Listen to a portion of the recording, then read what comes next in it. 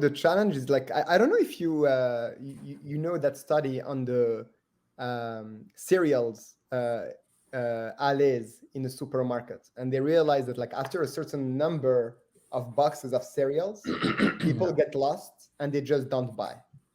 So Yeah. sometimes I feel that like we're in an environment where we reach that point sometimes where there is so many data points, so many ways to track your impact in a way, or like measure what you're actually doing, that at some point you're just like lost and almost like frightened by this huge mountain that is like a huge amount of data, a huge amount of interactions. Imagine like when you organize an event and you have like those like exponential possibilities within a space where like you have like maybe 100 or 50 or whatever amount of people. What are those interactions and where do they actually lead? And when you use online platforms, you have all those data points, you have all the registrants for each event that you organize, but it creates a timeline. So people meet today, then tomorrow, then like in a week, etc. What happens in between and how many interactions happen, for me sometimes it just becomes a maze.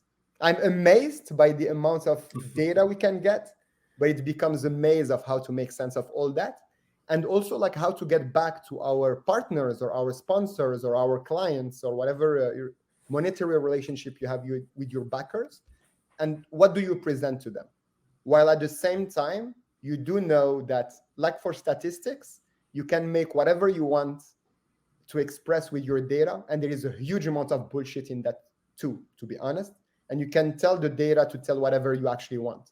So where is the balance there, how to make sense of all that? It's not necessarily something that is easy. And yeah, it's the end of the year, so we are here like to kind of like look back at what we have achieved, but also explore how we can do it better next year.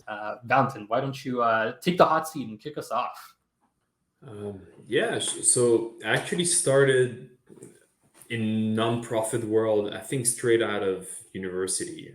It was the first job I had. It was a project manager. We were doing video production with a lot of different partners in different countries. And although we were talking about the impact we had, that was pretty much everything we were talking about was how we can have a bigger impact, how we can create content that was meaningful to the communities that we were serving. Nothing was formalized. So the whole idea of using numbers or kind of just even streamline similar metrics and compare apples with apples was not much of in the discussion. And I honestly don't know to this day how, for some projects that I worked on, how the management managed to get all the numbers and were those numbers even meaningful or representative of what we saw in the field. And later I studied in project management. I did my master there, and for sure that really hits you in terms of the best practices in terms of how to capture data is honestly something that everybody's trying to figure out because as Ilya said previously, it's really easy to make those numbers tell you a story that is different from what is happening in the field. And I think especially in the world of nonprofit, you really need to step up your game and be extremely transparent and tell the story of what's happening, not just the story of what you want to happen, especially when you collect so much data that there's so many ways for you to present that information that you can pretty much say anything. So I hope that with this discussion, we'll kind of look at a few of those elements. What is the kind of data that we can track, and what should we track, we shouldn't track, and how should we present it? Because it's a matter of transparency. And I think in that regard, nonprofits really have to be extremely careful of how they do that process. If nonprofits cannot be transparent about their data, who can really? Yeah, absolutely, absolutely. It's interesting that you're talking like first and foremost about the data and at the same time about the impact. And it seems, or it may seem obvious that the like as a nonprofit we want to have impact, and it may seem obvious that like there is a clear link between the impact and the data, but the reality of like what we have, and I will introduce our nonprofit in a few seconds, is that there is a huge amount of impact that we feel we have, but we don't know how to express. and that I'm really curious to know how potentially we can do it for next year at least. So taking a step back and talking about our organization. So Montreal New Tech is a nonprofit that was formed back in 2008. It was really a nonprofit built by entrepreneurs, a whole bunch of people who joined to say just like, we're startuppers, want to launch startups, want to launch our products or innovation to the world, want to acquire users potentially, want to optimize or have the best product as possible from a product standpoint, as well as potentially acquire or hire talents. And at that time, there was no space or safe space, I would say today, for those entrepreneurs to actually thrive, get users, validate or get the best product as possible, as well as get access to talent. And of course, with the thought of having investors, VC funders, or whatever. Since then, we've done a variety of things, from hackathons, career fairs.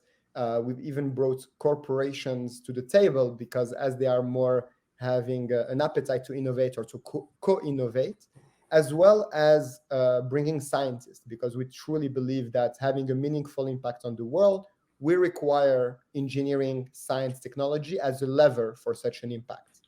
Now, all that being said, we do a variety of things, even up until today.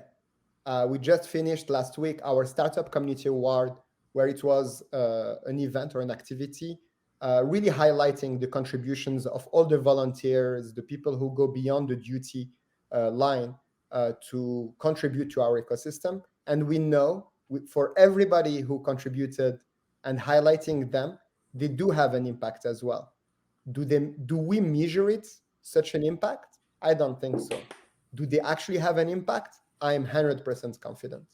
And throughout the year, even just 2021 and 2020, with the COVID, etc., we've evolved as an organization from a purely, I would say like 70 to 80% of our activities being offline, in person, events, as I said, career fairs, hackathon, activities between startups and companies, to a hybrid model where during the middle of the pandemic, it was more like 100% online, but with more activities being hybrid, we are questioning ourselves onto how do we measure our impact. And as at Startup Community Award, we realized so many people were also grateful of the work we do, but we had no clue that they were actually having a positive effect of our work on their own selves or their own organizations, etc., etc. So really curious on how we measure that, and currently we do, and how we can do better, because that's definitely important to be able to also show what we do, but also leverage such data or such measurement of impact to do more and to scale more. And especially for nonprofit, it's a huge issue to be able to scale, and definitely looking forward to exchange ideas and see how we can do all that together.